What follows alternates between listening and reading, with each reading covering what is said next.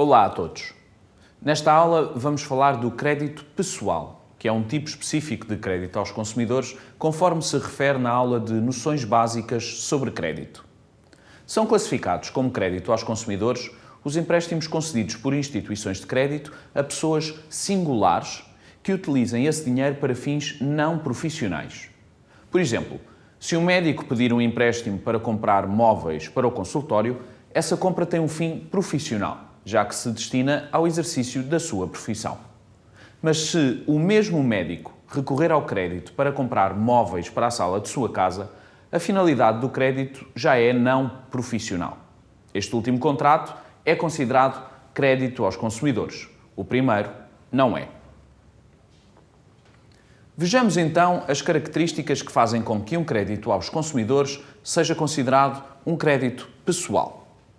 O crédito pessoal é qualquer empréstimo que não se enquadra em nenhum dos outros tipos específicos de crédito aos consumidores, como é o caso do crédito automóvel, os cartões de crédito ou as facilidades de descoberto. São exemplos de crédito pessoal os créditos para a aquisição de equipamentos ou mobiliário para o lar, compra de computadores, pagamento de despesas com educação e saúde, pagamento de despesas com equipamentos de energias renováveis e outros créditos sem finalidade específica. Num crédito pessoal, pedimos emprestado um dado montante por um determinado prazo.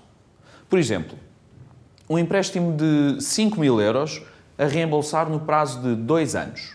Assim, no crédito pessoal, o montante do empréstimo é definido à partida e não é possível ir utilizando mais dinheiro à medida que se paga parte ou todo o valor em dívida, como acontece, por exemplo, nos cartões de crédito ou nas facilidades de descoberto, o chamado crédito renovável, de que falamos na respectiva aula.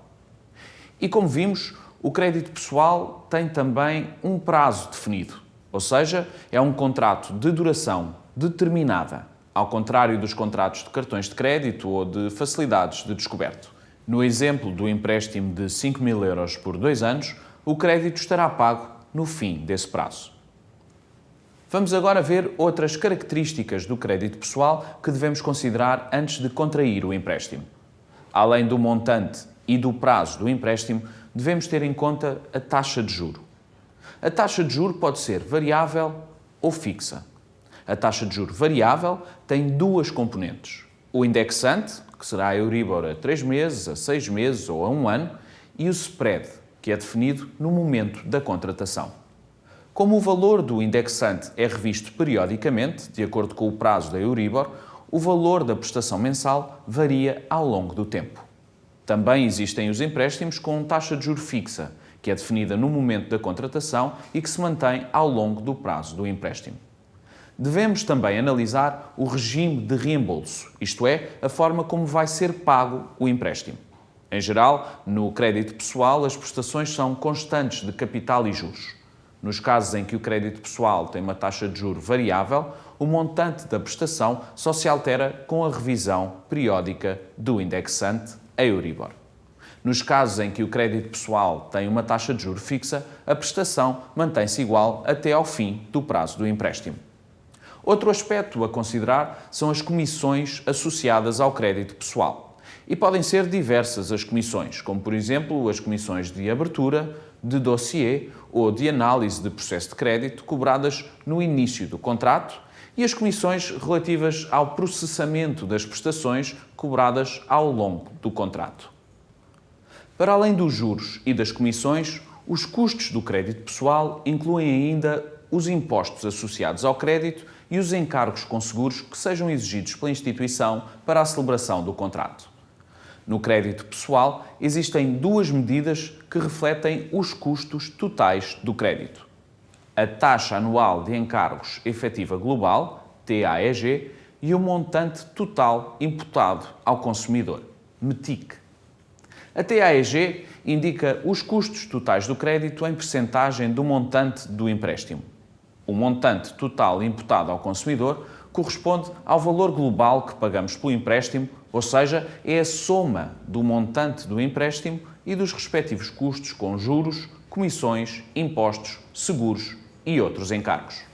A TAEG e o montante total imputado ao consumidor devem ser utilizados para comparar diferentes propostas de crédito.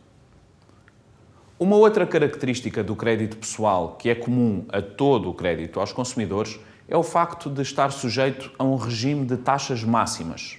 De acordo com este regime, no momento da assinatura do contrato, a TAEG não pode ser superior à taxa máxima em vigor para o tipo de crédito em causa. No crédito pessoal, a TAEG máxima dos empréstimos para pagamento de estudos ou de despesas de saúde ou para a compra de equipamentos de energias renováveis é mais baixa do que a que vigora para os restantes créditos pessoais. É o Banco de Portugal que calcula e publica trimestralmente as taxas máximas em vigor para cada tipo de crédito aos consumidores. Por isso, antes de contratarmos o empréstimo, devemos sempre informar-nos sobre os valores das taxas máximas que estão em vigor para o crédito pessoal, considerando o trimestre em que o contrato é assinado. Os valores das taxas máximas em vigor podem ser consultados no portal do cliente bancário do Banco de Portugal. Na contratação de um crédito pessoal, as instituições podem exigir a prestação de garantias. Existem garantias como a fiança, o penhor ou a livrança com aval, por exemplo. Existem também contratos de seguro que podem assegurar à instituição de crédito o reembolso do empréstimo em determinadas circunstâncias.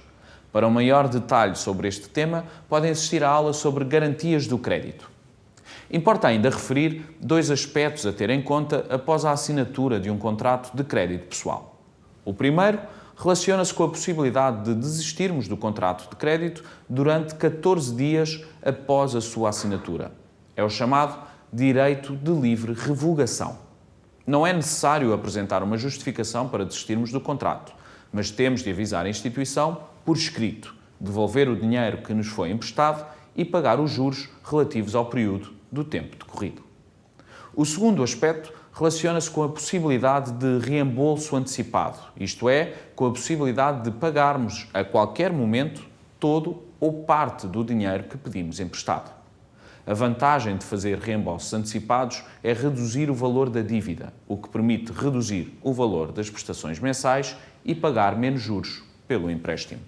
Para pagar antecipadamente um crédito pessoal, devemos notificar a instituição de crédito por escrito com uma antecedência de pelo menos 30 dias. As instituições não podem recusar um pedido de reembolso antecipado de um crédito pessoal, mas, em alguns casos, podem cobrar uma comissão por essa operação. Nos empréstimos com taxa de juro variável, não pode ser cobrada qualquer comissão pelo reembolso antecipado, mas se a taxa de juro for fixa, podemos ter de pagar uma comissão por esta operação. Contudo, a comissão não pode exceder 0,5% do montante que pagamos antecipadamente, se faltar mais de um ano para o termo do contrato. E não pode exceder os 0,25% do valor que reembolsamos antecipadamente, se faltar um ano ou menos para o fim do contrato. Todas as características do crédito pessoal, bem como de qualquer crédito aos consumidores, são apresentadas na Ficha de Informação Normalizada, a FIN, e no respectivo contrato de crédito. As instituições são obrigadas a disponibilizar a FIN antes de contratarmos o empréstimo e, caso o solicitemos, temos também direito a receber previamente a minuta do contrato de crédito. Chamamos a atenção para o facto de a instituição poder ou não aprovar o pedido de empréstimo. Espero que a aula tenha ajudado a esclarecer as principais características do crédito pessoal e a realçar os aspectos essenciais deste tipo de contrato. Até breve.